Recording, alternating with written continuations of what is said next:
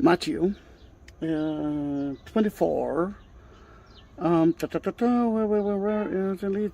29. Who unto you, scribes and Pharisees, hypocrites, because you build the tombs of the prophets and garnish the sepulchre of their rightness. And we are now in front of the tombs of the prophets. Ta-da-da! A Jewish group, it looks like a Jewish group, just entered the tomb. Then let me see if Jamil will let me go as well. But today I'm at Mount of Olives and I'm following the Jerusalem cross of Dina and Art, and this is a present from EJ and Bethy, and their crosses are in my bag as well, but it's a little bit heavy and I do have two small hands. Then believe me, it's there. I think they already know because I'm taking pictures of it. Let's enter to the tomb, but let me just organize myself, please. Then, prophet. Who are those prophets? We believe that it's Haggai, Malachi, and Zechariah. And for the Jews, they're very important, one of the prophets. And for the Christians, very important. I must tell you that the Jews are reading those Bibles in a totally different way than the Christians. It's like two different versions in a way.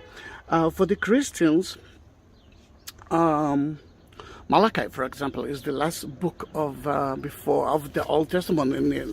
For the Jews, it's not, and that's why Matthew is the first gospel, though it's not the oldest gospel, because there's a huge connection between the book of Malachi to the book of Matthew. And you remember, according to Malachi, Elijah will come before the prophet, will come before the Messiah will come.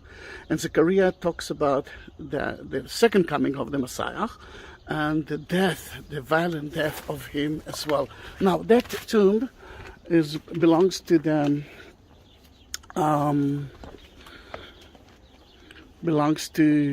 the Church of Russia, but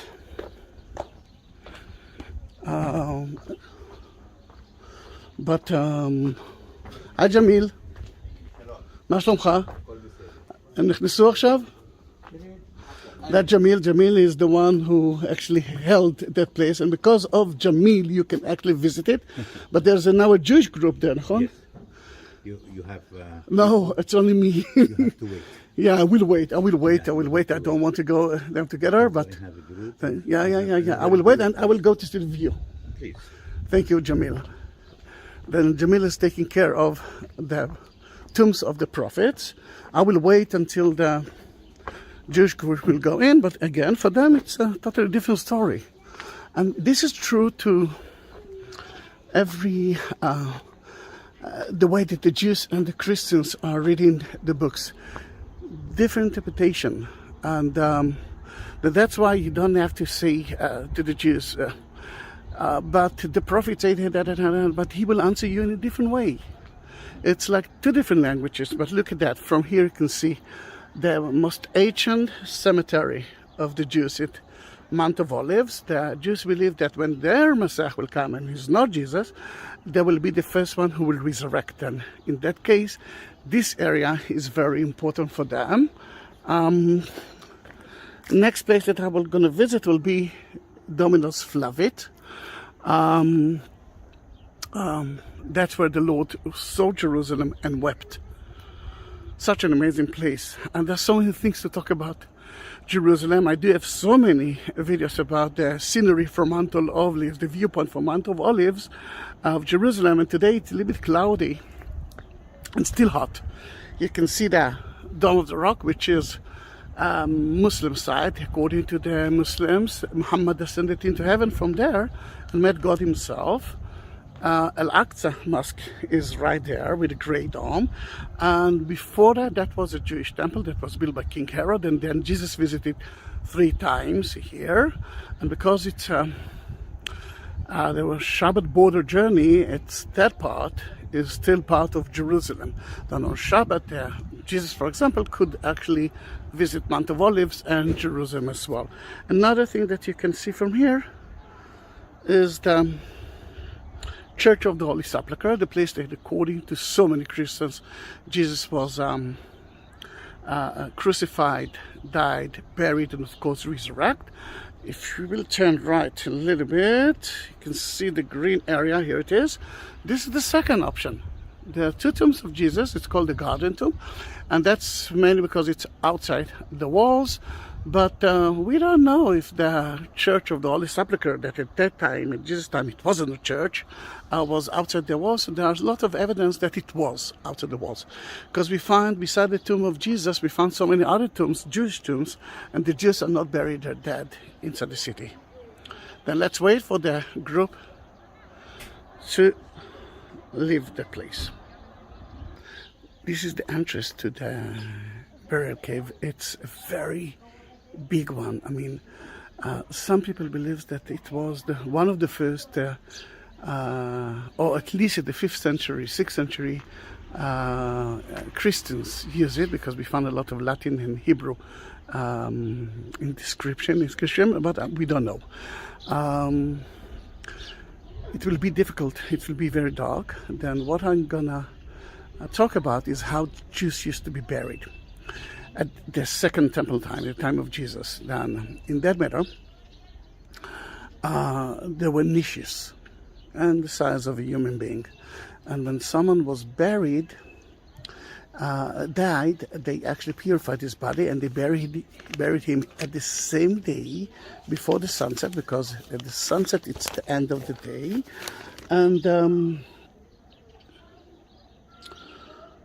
And we find there 42 tombs, 42 niches like that. And in that case, it's actually more. If you remember, it was quite more than that. No, 26 niches, all right? But we found a lot of ossuaries and other burial instruments.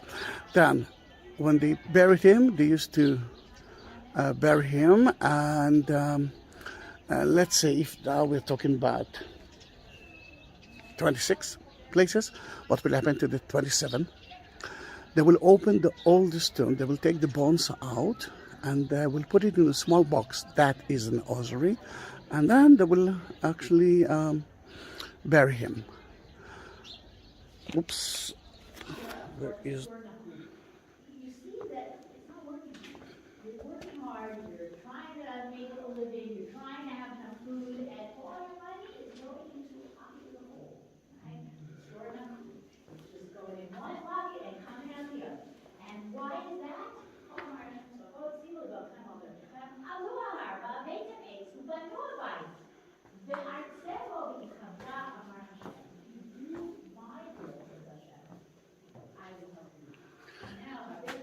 Didn't want to disturb the tour guide there, but you can see here the niches that I was talking about.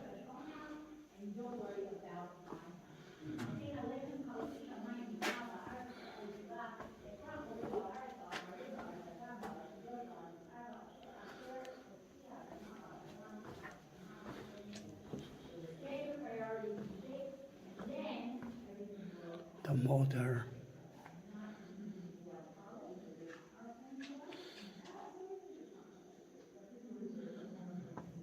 As you can see, it's all over. And you see the size of it? It's the size of a human being.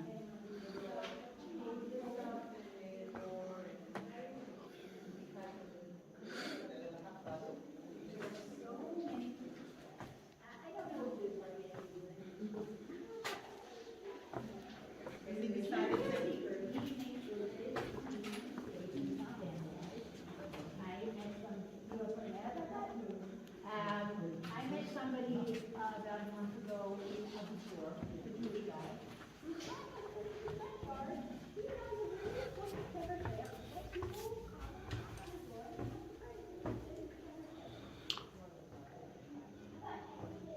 Tomb of the Prophets. We're here.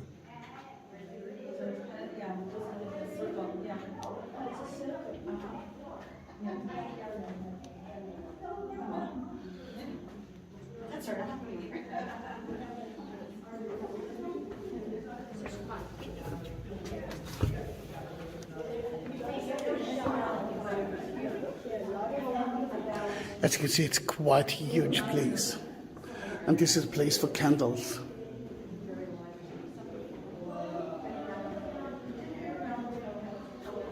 Unbelievable, isn't it?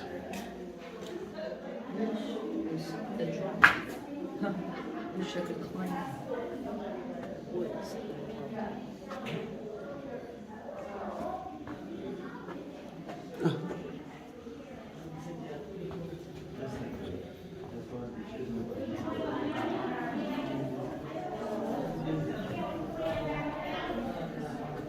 Tombs of the prophets. Haggai, Malachi, and Zechariah.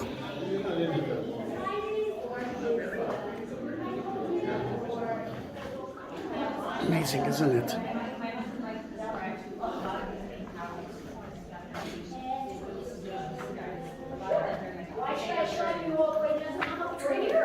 This is it, this is right, and they name it, and then that becomes the name of the places, and it's told over Israel. Tell your husband, I will You can see the map of it.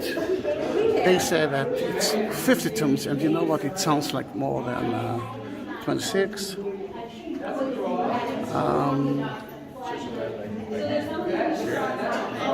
Amazing, isn't it?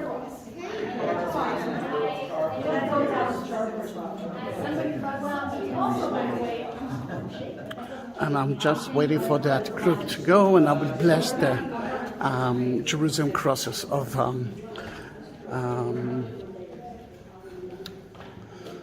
Dina and Art and Betty and EJ. And if you don't want to continue with me, it's okay. Then please don't forget to subscribe my channel and spread love all over the world. Then I'm entering now to the main place.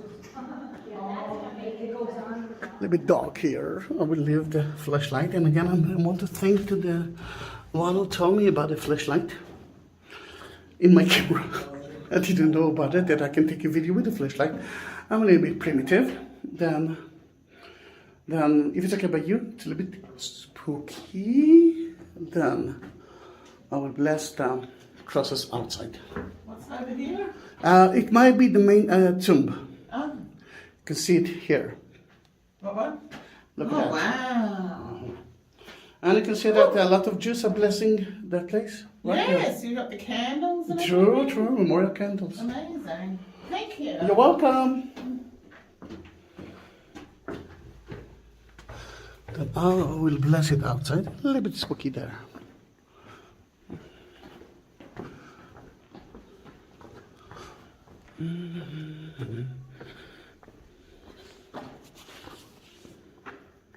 Here it is. The three crosses at the prophet. Okay. Jamil, 2 minutes. Jamil, 2 minutes. I'm going to close because Yeah. I have another group coming. Okay, I'm going out. I'm going out. Then, yeah.